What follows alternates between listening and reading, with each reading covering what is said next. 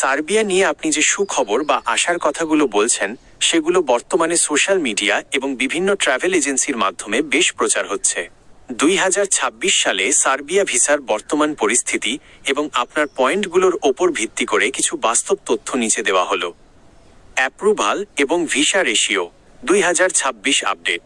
Serbia বর্তমানে তাদের অবকাঠামো উন্নয়নের জন্য প্রচুর শ্রমিক নিচ্ছে, বিশেষ করে কনস্ট্রাকশন, নির্মাণ, ড্রাইভিং এবং ডেলিভারি খাতে।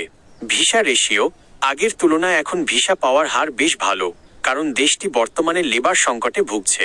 তবে মনে রাখবেন, এটি মূলত ওয়ার্ক পারমিট বা ডি ক্যাটাগরির ভিসার ক্ষেত্রে বেশি কার্যকর। তাড়াতাড়ি অ্যাপ্রুভাল।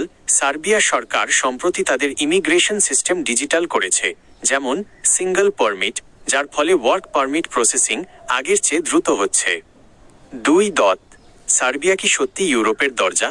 অনেকে সার্বিয়াকে সেনজেন দেশগুলোর প্রবেশ পথ হিসেবে দেখেন, কিন্তু এখানে একটি বিষয় পরিষ্কার হওয়া জরুরি। সার্বিয়া ইউরোপের দেশ হলেও এটি এখনও সেনজেনভুক্ত নয়। তবে এখান থেকে বৈধভাবে কয়েক বছর কাজ করার পর হাঙ্গেরি, ক্রোয়েশিয়া বা রোমানিয়ার মতো সেনজেন ইউরোপীয় ইউনিয়নভুক্ত দেশগুলোতে মুভ করা সহজ হয়। 3. বাংলাদেশিদের জন্য বর্তমান চ্যালেঞ্জ। সুখবরের পাশাপাশি কিছু সাবধানতাও অবলম্বন করা উচিত। দূতাবাস। বাংলাদেশে সার্বিয়ার কোনো সরাসরি দূতাবাস নেই। স্টিকার ভিসার জন্য দিল্লির দূতাবাসে পাসপোর্ট পাঠাতে হয়, অথবা ই ভিসার ডি ভিসা জন্য আবেদন করতে হয়। অবৈধভাবে সীমান্ত পার।